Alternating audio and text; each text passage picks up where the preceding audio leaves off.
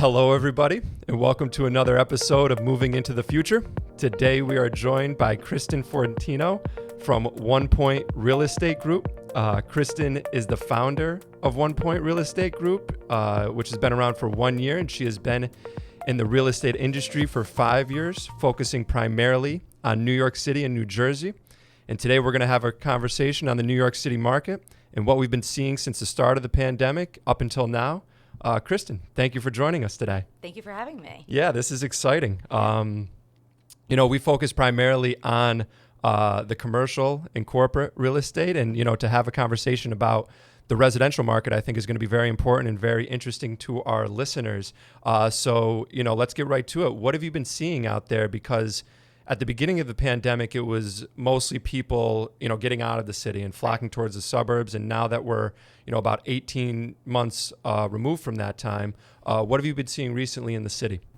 It's been an interesting year. It's been a busy year, and it was a big shift from 2020 to 2021. And I don't know if everybody expected it. But obviously in 2020, the shutdown and everything, there was a big lag with real estate. And I think what a lot of people did in 2020 was, wrap up some deals that were lingering from 2019.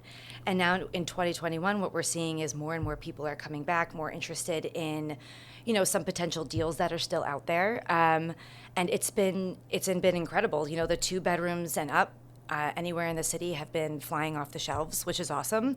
And now that the city, the companies in the city have been rolling out their come back to work plan, you're starting to see more and more people think about, should I rent for another year, or should I think about buying and start seeing what my options are? So it's been really fun to get back into like the hustle and bustle of it all, but it's been hectic in a good way. Certainly. And as far as prices go, based on at the beginning of the pandemic up until now, have they remained pretty steady, in that 2-bedroom and up area, or have they increased, since the pandemic?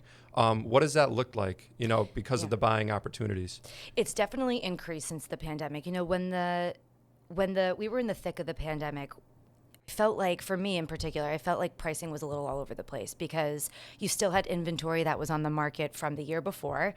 So some people were doing price drops, but of course, when people were going to sell or, price to sell in 2020, it was kind of, how do we price this now that we're all shut down and there's going to be a lot less activity on the buy side, just because there was so much uncertainty, not just with real estate, but in general, right? Like so many companies shut down, people weren't sure of their financial, strength in the next couple of months. And so everyone had different priorities.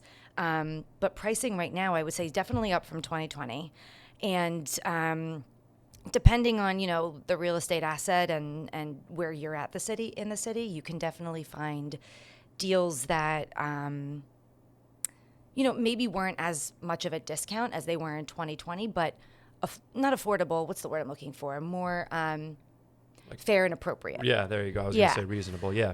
But then the luxury market's a whole other ballgame. I saw that's up 25% this year or something along those lines, which is just insane. The shift from in a year has been incredible. It's been nuts. I know. Yeah. I know. And that inventory is still high, but as far as the price ranges, they've just continued to go up, which is fascinating to me. And I do think a lot of it is either foreign investments or things of that nature. Mm-hmm. But to see it, I mean, even the buildings, still going up, those luxury buildings along, Madison Ave there and 57th Street. Yep. They continue to go up and they continue to sell. So I think that market especially is going to be interesting, over the course of the next 5 to 6 years. And I think it's going to be very contingent on how the city rebounds as a whole.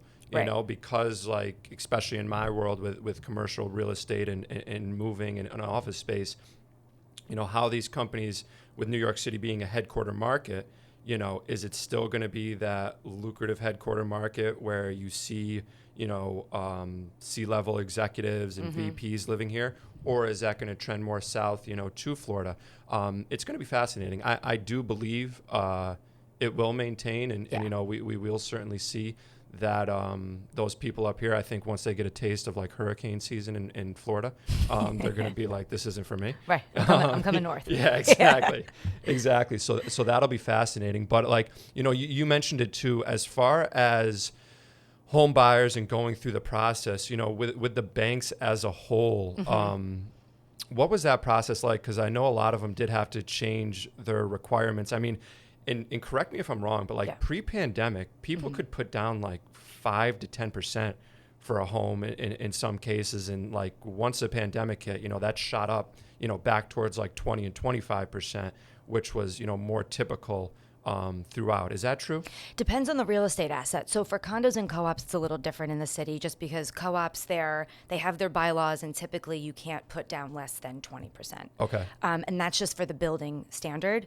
If you're going for an FHA loan, they have some of those more flexible, down payment structures, which is the 5%, but those are more for multifamilies, owner-occupied properties, things of that nature. But when it comes to the co-op and condo market, the condos, it's always 10%, and co-ops, depending on the building, will be either minimum 20, some 25, some minimum 40%. Wow. It really just depends on the area and the building. Wow. So it's important to kind of know what those rules are because that changes things for buyers. As far as the banks as a whole too, what other things did you see specifically with your buyers or sellers that, issues with the bank that might have come up, because of the pandemic specifically? So depending on the bank, depended on what their, either restrictions were or maybe some new regulations. When COVID hit, a lot of banks took a look at kind of who they were lending to, how they were lending, and they said, okay, well, we're in a pandemic. What do we need to do to, still lend and assist people on the buying side, but also protecting what we're doing. Right. So what we were finding is, depending on the bank, because every bank was different, some had maybe a minimum 25% down requirement before you even got to this type of building that you wanted to buy. In order to get financing from them, that was how much you had to put down. They were a little more strict around your debt to income ratio. Some were taking a double look at how long had you been at your company, what type of company. There were all of these things that everyone scrutinized a little bit more. They still did it. It just, depending on who you had to go with, and some people had to switch banks. Right.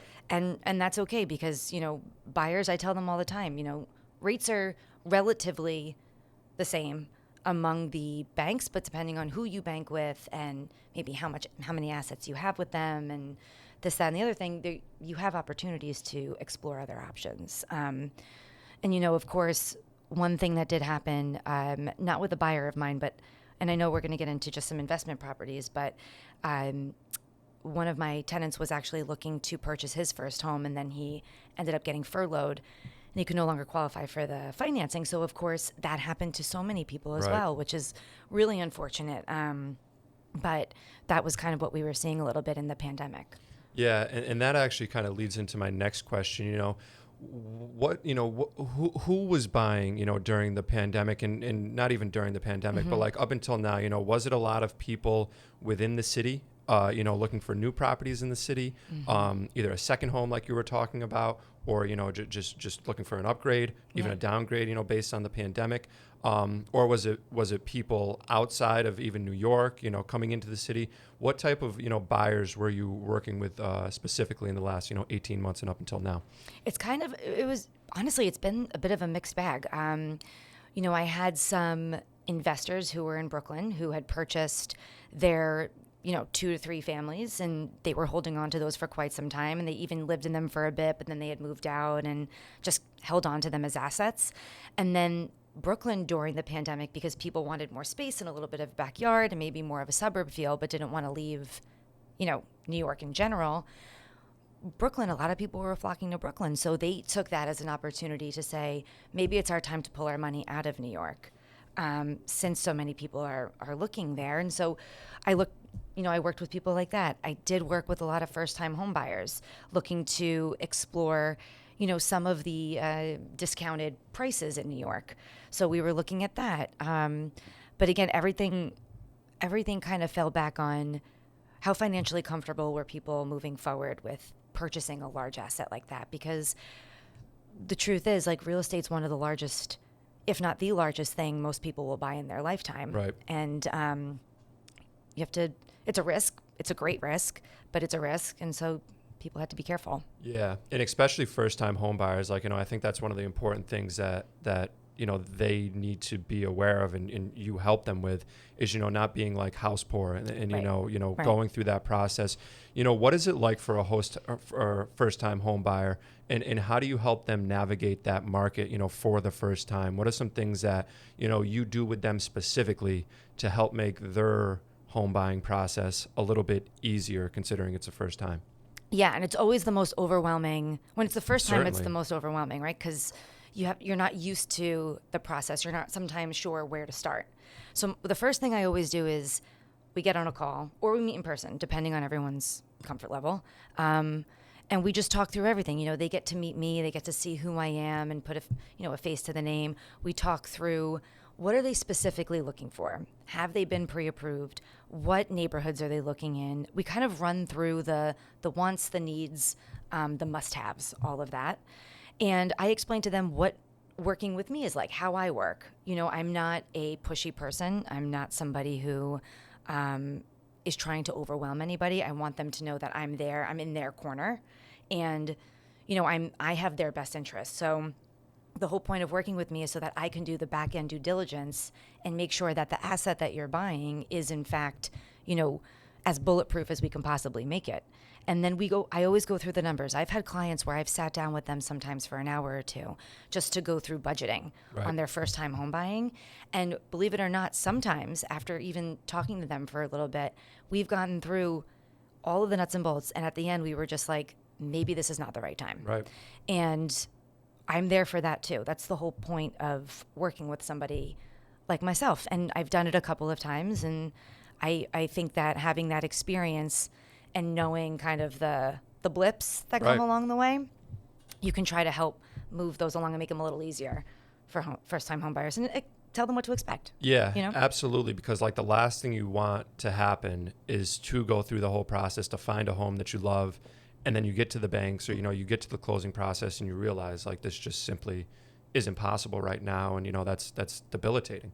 Yeah, or maybe buyer's remorse is a big Right. thing. We don't Yep, want that. Yep. Exactly. Exactly. Then you fall into that, and then you mentioned it. You have this huge asset where you're stuck to it, and you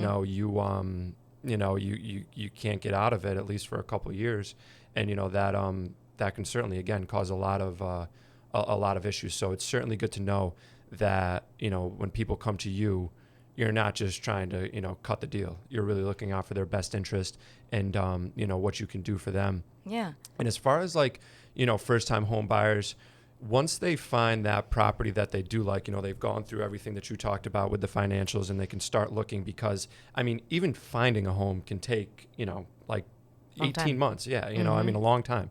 And again, like you said, you don't want that buyer's remorse. You really want to find a property that you can afford and that you love.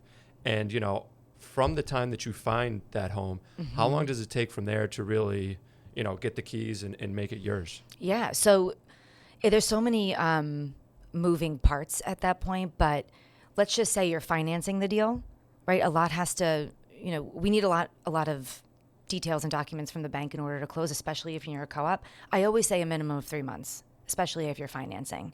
Banks right now, because the market is so busy, they have been a little backed up, and same with brokers, same with attorneys. Everyone is cranking through, which is an amazing thing to see. Right. But I always say a minimum of 3. Some of my deals this past year, just because of banks and scheduling closings and things, that some of them took 5. And it's not unusual for it to take a little longer, but I would say a minimum of at least 3. Yeah. Yeah, Yes, for sure. certainly. And just one more question as far as like first-time home buyers specifically. Because you are in the New York City market and New Jersey market, which are certainly two, different markets, what do you think the biggest difference is between like just looking in the New Jersey market compared to the New York market? Like obviously there's a cost difference, but not necessarily. Right. But like, what do you think is the biggest difference between going through that process in New York City and going through that process in New Jersey? So the buying process, it always fascinated me that New York and New Jersey kind of did it differently. Like they flipped it almost. So for New York, buyers, we get the pre-approval. There's a form that we just lay out all of the buyer's assets on just so we could see how strong they are, and we go through that, and then, you get accepted, you do the due diligence for the contract, and then there's typically a board package, whether it's a condo or a co-op, usually, right? And then we get to the closing table. With New Jersey, from what I understand, since I had never brokered a deal in New Jersey, I only invest in Jersey, but I just bought my home in Jersey, and what happened was we negotiated the deal, and then we were in attorney review. No, we negotiated the deal, we got it accepted, we signed a contract, but then we did attorney review for the due diligence. And then that's where the negotiations happened. Interesting. And I was like, but I already signed the contract. Right. I was so confused because in New York, we do it differently. So it's just different on the process. But what helped me was having a broker that was like, does it every day in Jersey. And he was like, this is going to be totally different, and I'm going to help. And I felt overwhelmed myself, because I didn't realize it. And I felt like I was doing something wrong almost signing the contract first before anybody did the due diligence. But it is what it is, I guess, in different markets. So yeah, and the deal got done, the most and important part. Yeah, and that's funny too. Like even in the moving world, like obviously I do this every day, and I do specialize, more so on the commercial corporate side. But like when you move yourself, you're like, okay, I know what I'm doing. I'm going to prepare this the best that I can, and you're still like so like not lost, but like so overwhelmed by like the entire process of it all. And you're like, what am I doing here? Yeah. So that is why it's nice. I will say something about you though, because you helped me move, you helped my family move, and it was like the smoothest thing ever. I remember I was just being like, I remember telling Joanne, my wife, I was just like, don't worry about it. Jack's got it. Like, let's worry about everything else. Jack will help us move, and it's good. And the same with my mom, same with my grandma. It was amazing. So a nod to you and what you do, because that's a lot of coordinating and a lot of emotions. Yeah, so. That part's easy for me. I know. It's when you're doing it yourself that's the hard part. But it has been great helping you and the family and you guys. It's always nice to like keep it all in the family and stuff like that. But there's definitely more pressure. Like I tell my guys, I'm like, listen, don't mess us up. Yeah, right. We know them. We know them well. She refers a lot of work, so make sure you give them their best. So I'm happy everybody's happy. Man, so happy. Camille, shout out Camille. Yeah, shout out Camille. She says hi, by the way. So that's really good. Yeah. But you mentioned something too in terms of investing. And specifically in New Jersey, that is a whole different world. Yeah. And I think one of the really good things about, your real estate group, OnePoint Real Estate Group, is that you offer that, consulting and navigation through investing as well, because, I saw it somewhere like 90% of brokers or somewhere around that number, like don't have any investment properties. And that's big money. And, when somebody comes to a broker and says, hey, I want to, look for an investment property, no broker is going to turn that opportunity down.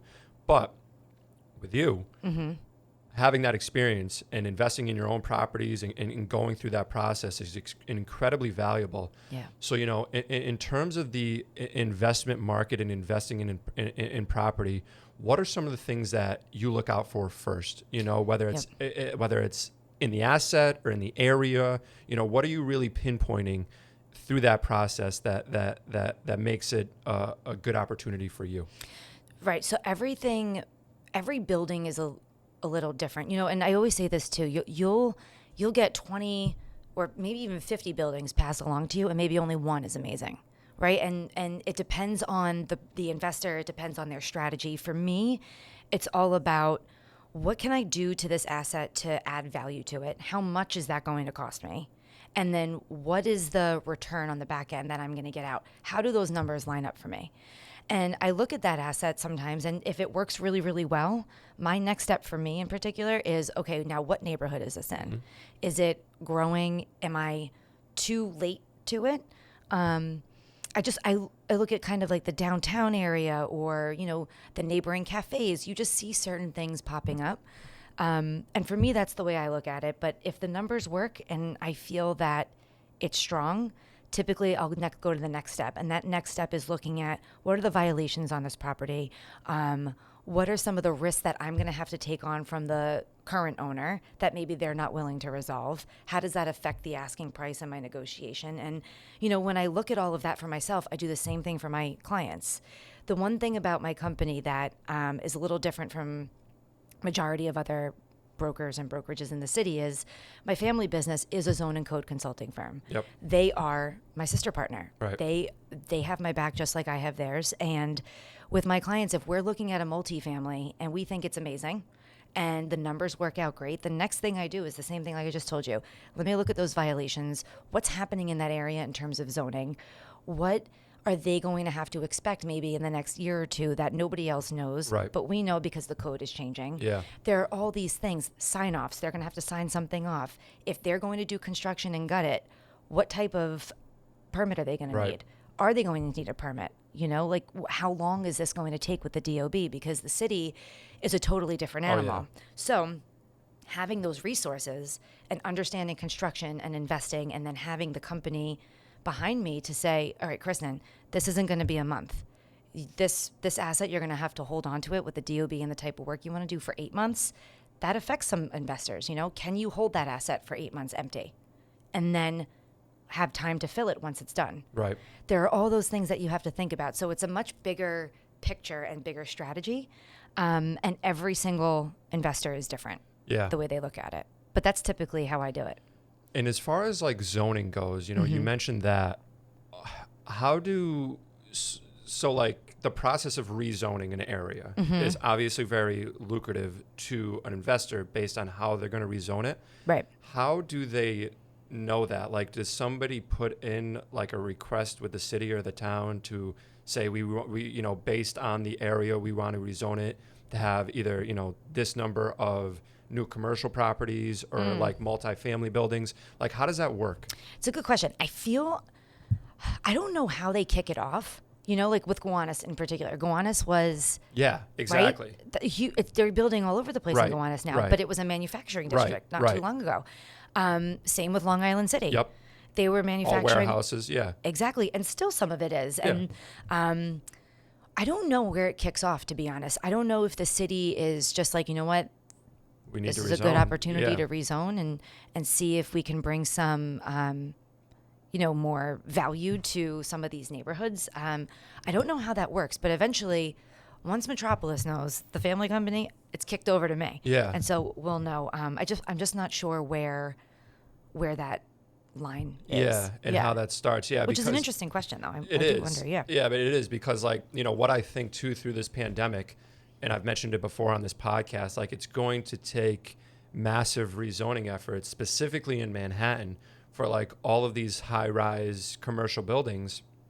If we see companies really drawing back on their, amount of square footage in office space, how are we going to refill that space? And like when I spent time in Japan, like one of the things I was most culture shocked about is like going into a building and going to a restaurant on like the 37th floor or like Right. something like that. And like between those floors would be like doctor's offices and like office space wow. and like, yeah, even like museums, like just in an entire building. So, Yeah. I wonder if that's what's going to happen in Manhattan. I think it'd be very interesting. I think what it would do is allow for a lot of other companies and creatives, to have access to office space, or not office space, but space that they wouldn't have had access to before.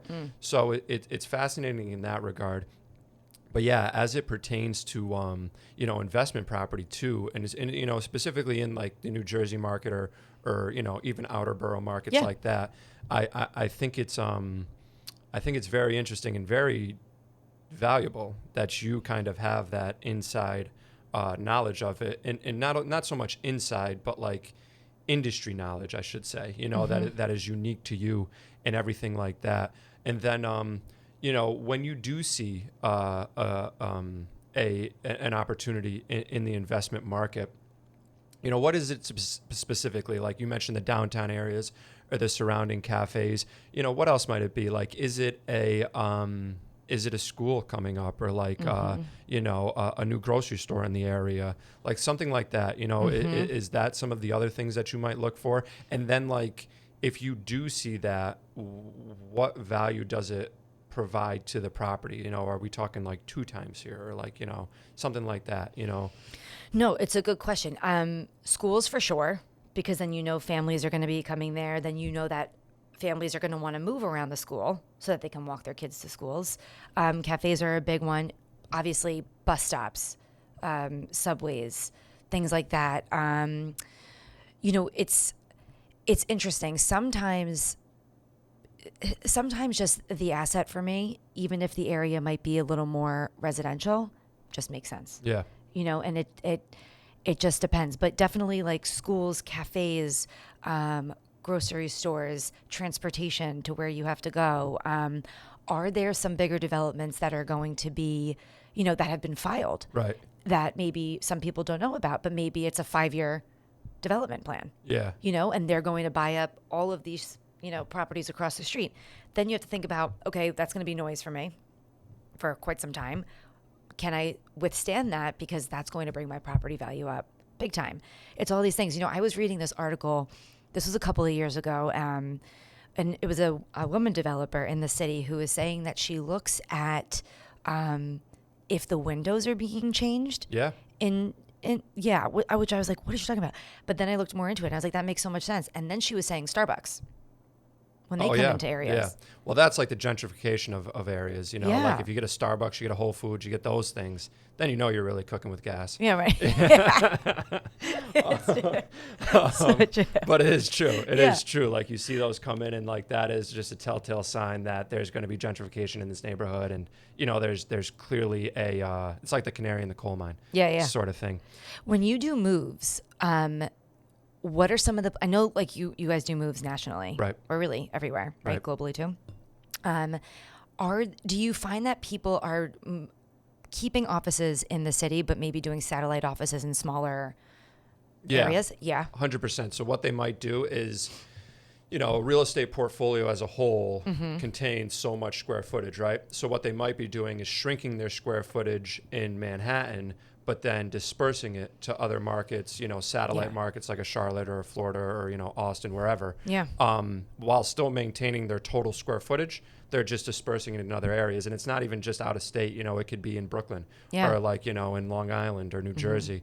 That's kind of what we've been seeing. And it's all good for us because, like we were talking about as like far as in investment areas and opportunities. Yeah. These satellite offices are, they're still offices that need to be set up with furniture and IT and all of those things. So, it works out well for us in that sense. And then the other aspect of it is the warehousing aspect. And, we do have warehouses on Long Island and New Jersey, which are 2 very strategic areas because, New Jersey allows us to really touch all 5 of the boroughs and obviously New Jersey. Yeah. And then having our Long Island space as well keeps us active out there. And, we can get stuff in and out very quickly, which is very helpful to our clients. Yeah. But in terms of, certain technologies that you're using specifically, we've had this conversation on our own and like how we see the industry kind of evolving, over the next couple of years, because obviously the pandemic affected us all in the sense of how we work and how we communicate and things like that. You even said it at the beginning of this episode, you're having these qualification calls where you can do it over Zoom. And like, that's huge. I mean, that's big, everybody really like having that qualification call with anybody to see if this is, for real, whether it is, a client call or a networking call or having that capability is a huge just advantage for everybody to have now rather than, having to go to a coffee shop, spending money, time, traveling. Exactly. So doing that all now is very advantageous. But, what else do you see in the market within the next, 1, 3, 5 years that you think is going to be most helpful to both yourself as a broker and buyers and sellers? I think there needs to be some sort of a centralized platform. The one thing about New York, it's the greatest city in the world. I would never bet against it. I say it all the time, but it's a little scattered in terms of the types of platforms that brokers can use to help assist our clients. And I think if there was just one centralized platform that we could use specifically for brokers, but then, maybe the general public can get a different type Right. of form. Like they got the beta and then you guys have like the pro version. Yeah, because I think there's other tools that we need within our businesses that maybe that platform can have that like other people would have no use for. Right. But there must be something, because we don't have an MLS in New York City. Manhattan doesn't have one. So we have to check. What's an MLS? Multiple listing service. Okay. So like Long Island has it, Jersey has it, I think even Queens has it. But we don't have one. So we have to check multiple platforms in order to do some of our due diligence on our end. And like, what are those platforms? We use Street Easy. We have an RLS, which is basically like a similar MLS, but not really. Then we have, there's something called Urban Digs that I use. We use Property Shark. Yep. I use the DOB site all the time. And a couple of other things that, And what information are you getting from each? Just like seeing different listings or like market information? Like, what is it? Yeah, market information, listings, what is sold in the past, what's on the market, what got pulled, maybe why it got pulled. You have the broker information, so you can always reach out to them and, inquire about some additional details. Property Shark has, which I won't always I'm not going to say rely, but you have to double check the work, I think, on Property Shark a little bit, because it also has like the FAR of certain buildings. You can check the certificate of occupancy, how many residential building units are in there, how many commercial, what's the zoning, certain things. So you can get more of that granular data from Property Shark, and you can get some comps and some listings out of there too. But they're just, that's what I'm looking for. Yeah. That big due diligence stuff. Yeah. Pulling comps too. And to move to, between different platforms for all of that is really a pain, because like pricing trends. Yeah, exactly. So no, I think that will be valuable. And again, like the way that I would see that is how I mentioned, like, the brokers and the agents would have access to like a pro paid, subscription type service where they can get that information, and then having, buyers and sellers on there using it as just like essentially a search engine platform to get basic information that they might need is very valuable, because you're also going to be able to accrue some of the data that they, like how they're using the site, will be pushed back to you as part of Pro, and it will make you help understand the buyer or seller better. So yeah, that makes perfect sense, because I see that I could see how that is valuable. Centralized information. Again, there's so much. We are in an information era, right? Yeah. And it's a very fine line between where does, the broker's value get replaced, Very good. in some sense, but there's always going to be a need for it, because there's just a professional level of expertise that you hold that can't be replicated, or if it is, it's not going to be as, to circle back, it's not going to be personalized, and there's going to be a level of trust that just can't be established through a machine. Right. And experience. Exactly. Too. Yeah. Exactly. So going through all that, I could see. And then, you did just start your business this year. Yeah. But it's certainly grown, I think, been doing I bet, I know. I've been a part of it and I've seen it. And, it's certainly been impressive. You brought on a couple of agents and people like that. Where do you see it going over the next 3 to 5 years? And how do you implement technology, and, what are you trying to do with it? It's such a good question. It's one of these things where when I started in real estate, I was just kind of like, I'm going to see where this goes. And then I just had this like bigger idea. And so the hardest thing for me being a business owner is seeing something so clearly, but having to be patient to get there. Yeah. And I think that's with anybody, right? Yeah. But we have to be patient. So I think in the next couple of years, I'd love to, I want to bring on a team that believes and understands and loves the business model that we've created. I think it's incredibly valuable, and I think it is something that you can't really replace. And the next 3 years, I would love to get maybe like 2 or 3 more properties under the company, which would be great. I'd love to bring on at least 5 more agents. I'm okay with this slow roll, because truthfully, I just want to do business with really wonderful people and have them be a part of what I'm passionate about. Right, the experience. And, just honest, good people who are savvy and knowledgeable. You can't beat that. Right. So in the next 3 years, I think that's it. And I mean, in the next 10, who knows? I think the business model will shift a little bit, probably, just depending on what happens with technology that we're going to be seeing. But, over the next 2 years, for sure, I think we're going to bring in more tech into OnePoint, but it'll be a slow roll, but a strong one, I think. Yeah, and you know, it's so much predicated on like market demands and client demands and, you know, what they want. So it's certainly good to be like, you know, flexible and like, you know, just creative in that sense. But, you know, as you see it come in, that's where the solutions come. That's the same thing, you know, we're really trying to do at the Advanced Group, you know, is specifically as it relates to like asset management and like furniture asset management, you know, because of all the shifting going on, like we were talking about with, you know, companies shrinking their Manhattan footprint, but then dispersing it. You know, when you're moving around assets like that, you know, it just becomes such a cluster because everything's happening so fast that, you know, you need to still know where that asset is. Like, you know, God forbid a building burns down or floods or something along those lines.